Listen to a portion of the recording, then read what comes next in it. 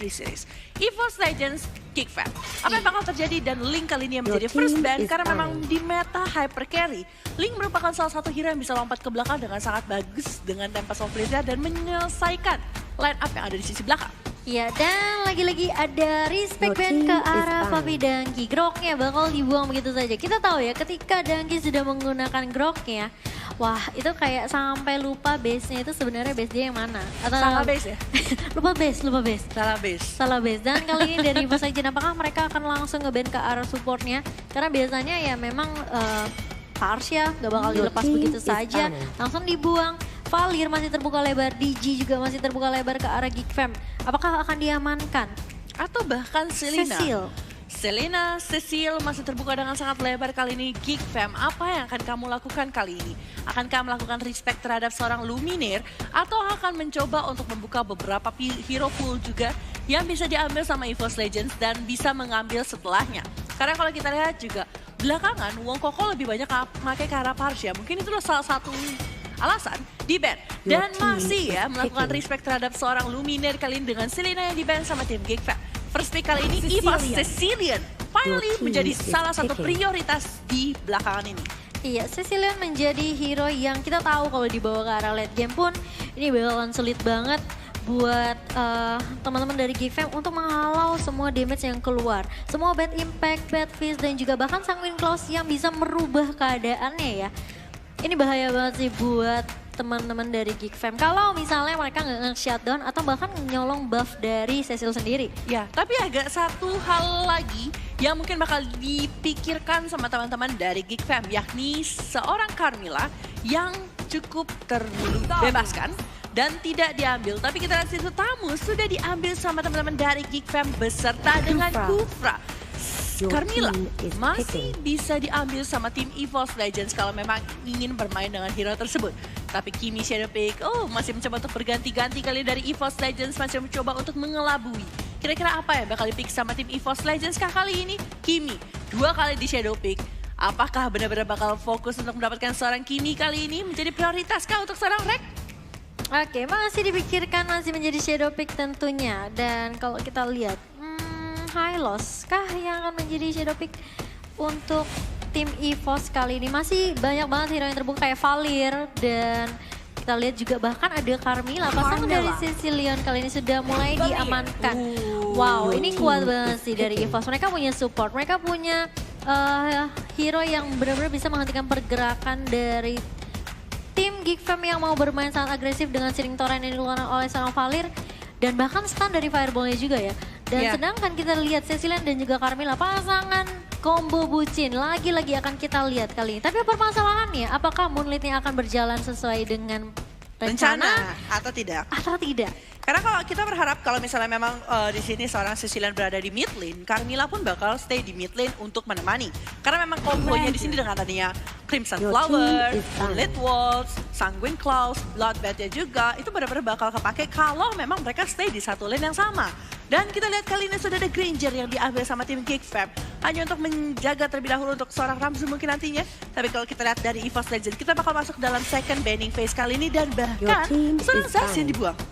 Oke, Zas yang dibuang kali ini. Mungkin mereka nggak mau ada satu hero yang benar-benar bisa nge-stopin pergerakan dari tim EVOS. Karena dengan adanya Zax, dengan adanya Nightmaric Spawn-nya, ini benar-benar bisa kasih damage di arah late game yang cukup perih juga sih. Ditambah dengan slow-nya juga dari seorang Zas yang memang membuat kita agak sedikit susah untuk keluar dari area of effect dari seorang Zas sendiri.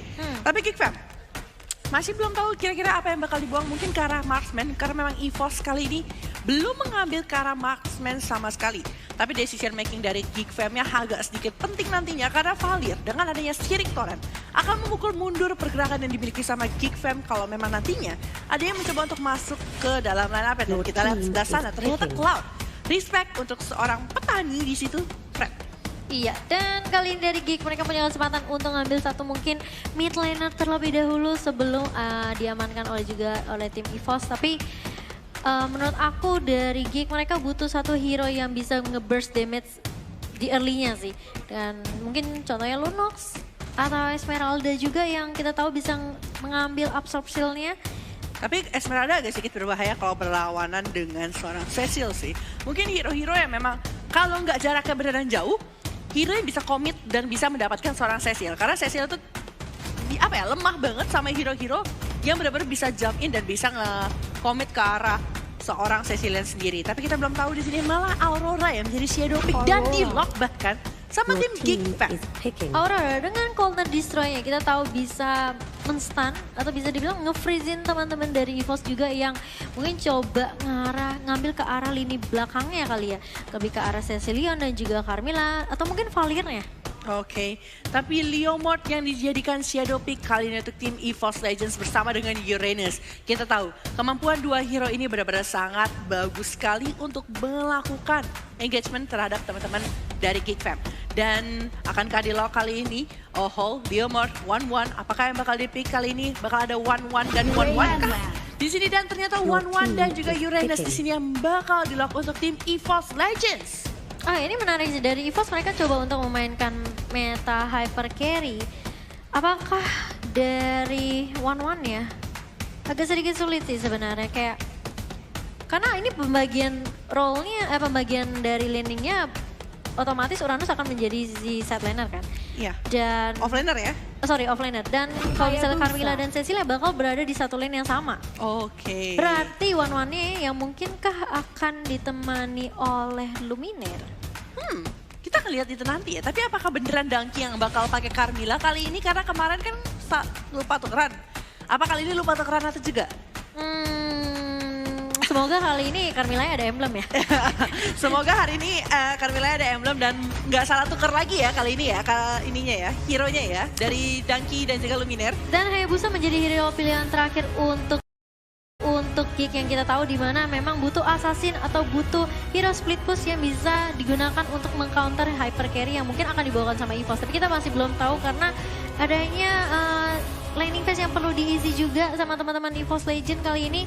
Tapi ini menarik banget sih, dari Geek mereka juga cukup kuat dengan adanya Tamus, dengan adanya Kufra, dan bahkan Aurora yang bisa dibilang menghentikan pergerakan dari teman-teman EVOS Legend.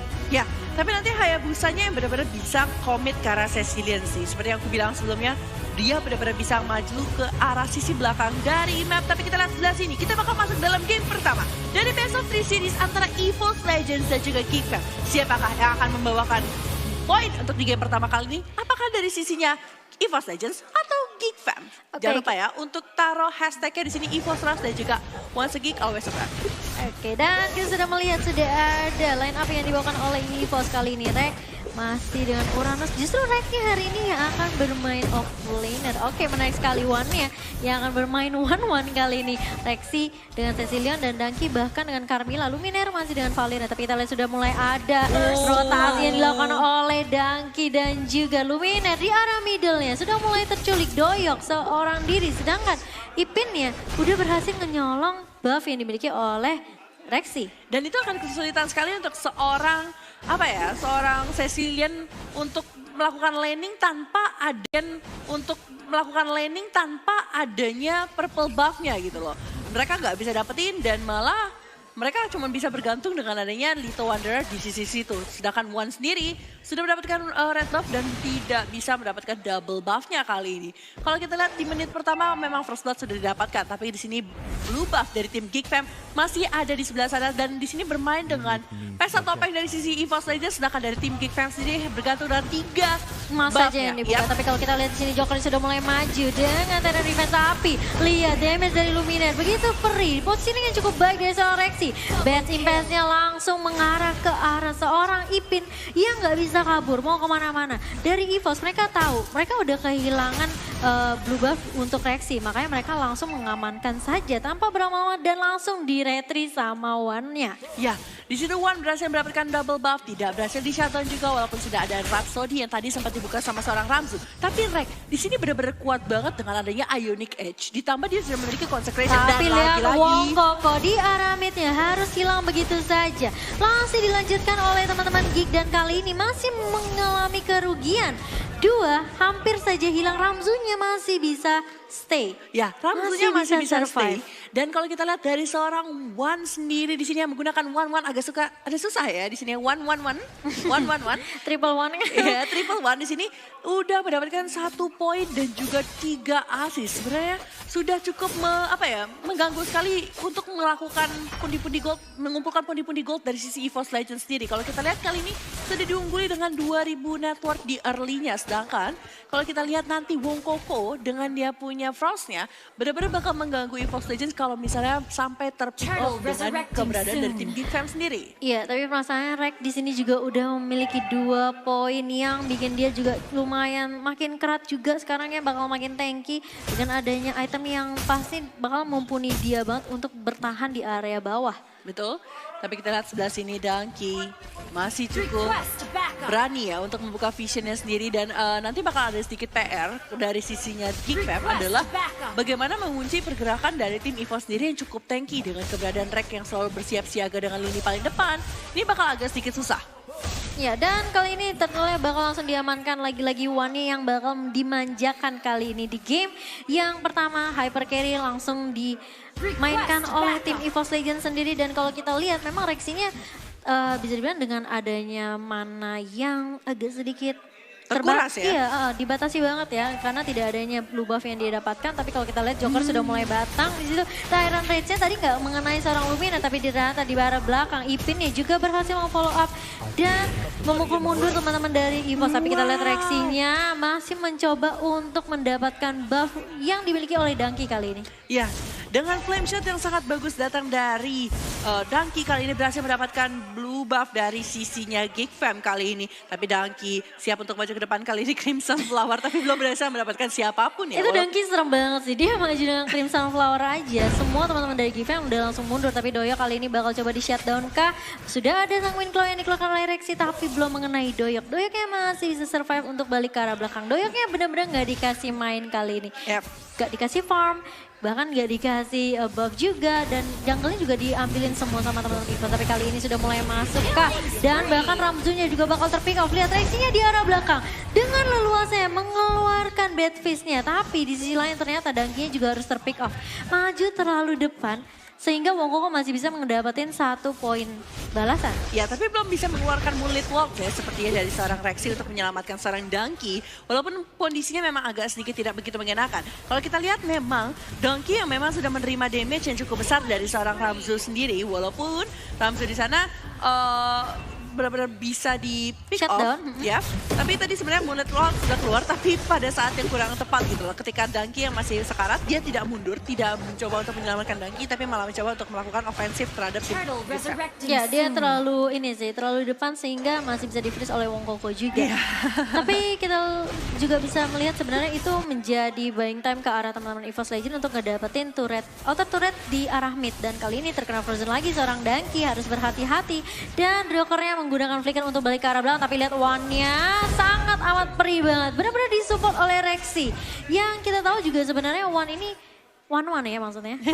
Kita tahu memang harus bermain sangat agresif maju ke arah depan. Tapi kita lihat Doyoknya, si Edokiro ke arah Dangki. Belum memiliki damage yang begitu sakit. Dan bahkan harus di-finish oleh seorang Luminaire dengan Valirnya. Ya, stealing turret yang sangat bagus datang dari seorang One di sana.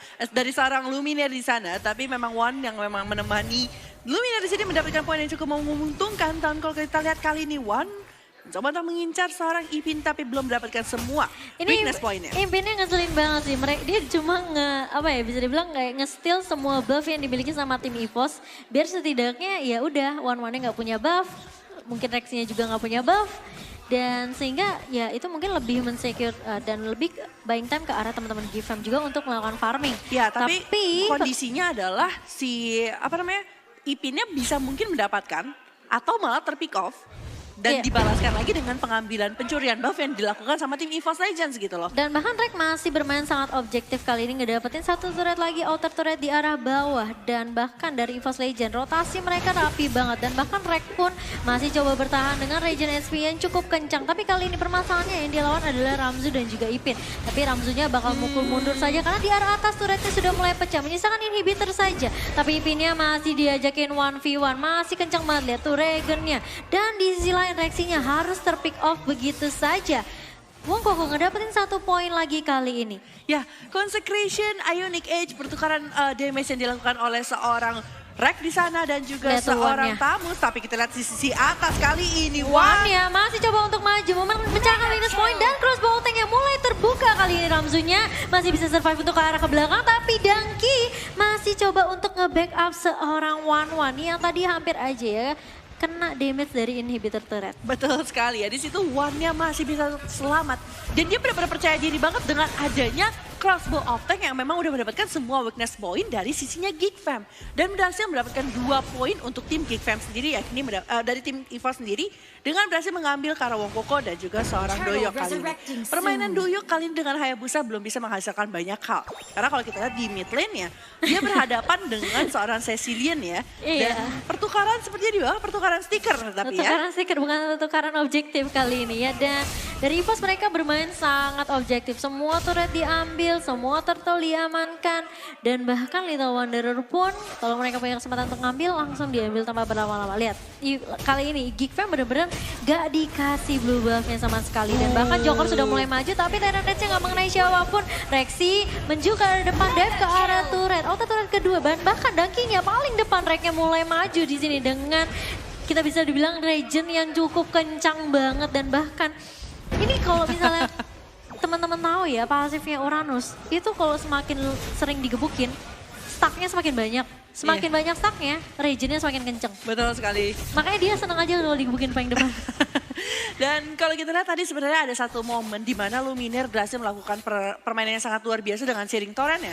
Ketika ada yang ingin dive in ke arah teman-teman dari EVOS Legends, langsung dipukul mundur dengan Searing Torrent. Dan setelah itu Terrence Revenge jadi gak bisa kena apa-apa. Nih kita bakal lihat dari replay ya. Dia masuk langsung di Searing Torrent. Jadi ketika ada Terrence Revenge itu gak bisa ngenain member dari tim EVOS Legends. Dan malah berbuah balik buat tim Geek Fam sendiri yang mencoba untuk bermain terlalu agresif terhadap EVOS Legends sendiri. Iya, dan itu sulit banget sih dengan adanya Valir ya. Emang kita tahu ya dengan apalagi stun dari fireball-nya itu benar-benar annoying banget. Benar banget. Kali ini Rek, dia cuma jaga lini paling bawah aja. Kalau misalnya Ipinnya bisa dibilang mainnya kejauhan kayak gini nih, bakal langsung di backup sama teman-teman EVOS kali ini. Bakal dikejar, Dangki bakal coba untuk cutting semua line yang bakal dilewati oleh Ipin. Gak bakal dikasih pulang, tapi lihat Ipinnya terlalu tanky. Masih ada Inferno yang bakal dibuka, tapi lihat damage dari seorang Rexy begitu perih dan bahkan Doyok melakukan split push saja di arah bawah.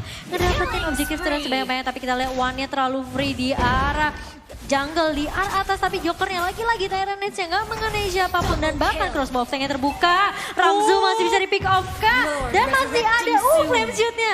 Di situ hampir saja mengenai seorang Ramzu tapi masih ada Death Sonata juga dari seorang Granger. Ya, dan itu tadi Ramzu benar-benar sudah mengenai juga Death Sonata flame shot-nya, tapi belum bisa mendapatkan dan memfinish seorang Ramzu sendiri di situ. Belum bisa di shutdown, masih menjadi keuntungan untuk tim EVOS Legends karena mereka bisa merubah visionnya di sini untuk mengambil ke arah Lord ya dan lebih mencoba untuk bermain lebih objektif kali ini berblue buff dan juga Lord kali ini berhasil diambil sama tim EVOS Legends melakukan pencurian yang sangat baik kali ini dilakukan sama tim EVOS Legends sendiri. Tapi kalau kita lihat benar-benar dari tim EVOS Legends kali ini mengungguli 12.000 net worth di menit ke yang 11 ini. Nah, jadi ini udah jauh banget sih dari sisi item juga dan kalau misalnya kita lihat pun Reknya benar-benar cuma jagain landing di bawah aja. Benar-benar nggak kasih Ipinnya main kejauhan kali ini. Kalau misalnya mainnya kejauhan pun ya selalu ada backup dari teman-teman EVOS Legends kali ini. Ya itu yang nggak boleh dilakukan sama Ipin ya. Karena kalau kita lihat kalau dia terlalu memaksakan pun dia 1v1 sama seorang Uranus pun malah bisa menjadi malapetaka karena Ionic Age dan juga Consecration-nya cukup mengganggu dari seorang Rek. Iya, lihat dia cuma ngumpulin stack aja, 20 stack dia dikumpulin dan lihat regen HP-nya makin kenceng dan lagi-lagi kali ini Rek cuma nahan pergerakan dari Ipin karena lihat di teman-teman di atas, teman-teman EVOS Legends bakal langsung nge-push ke arah inhibitor turret di arah mid tapi kita lihat di sini Jokernya sudah mengenai Taran Defense kena 2 tapi nggak ada follow up dari teman-teman Geek Fam dan bahkan Wongkokonya harus terpick off begitu saja. One-nya maju kali depan, kali ini Joker bakal menjadi korban berikutnya, crossbow tank sudah mulai terbuka. Dan itu dia, base-nya juga sudah mulai terekspos dan dari Lumineer terfokus untuk mendapatkan poin mereka yang pertama. Yes, di sini dengan permainan sangat luar biasa kali ini EVOS Legends menunjukkan taringnya kembali. Permainan yang sangat